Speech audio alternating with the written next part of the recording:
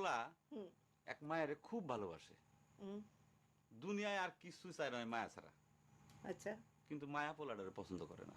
ওহো অনেক চেষ্টার পর মায়া সে পোলাডারে কইল যে ঠিক আছে, হ্যাঁ আমি তোমারে ভালোবাসতে পারি, হ্যাঁ আমার একটা জিনিস এনে দিতে হবে। কি রে পোলাটা তখন কইল যে তোমারে পাওয়ার লিগা আমি দুনিয়ার যে কোনো জায়গা থেকে যে কোনো জিনিস এনে দিতে পারি। হ্যাঁ হ্যাঁ মায়েরা তখন কইল তুমি তোমার মায়ের কইলজাটা আমার এনে দাও। কি কি কি কি কি শুনোই না।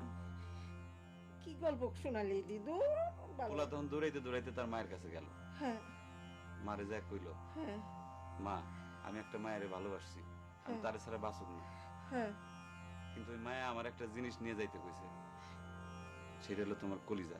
তুমি যদি তোমার কলিজাটা আমার দাও, ওই মায়াটা কলিজাটা পাইলে আমার ভালোবাসবে।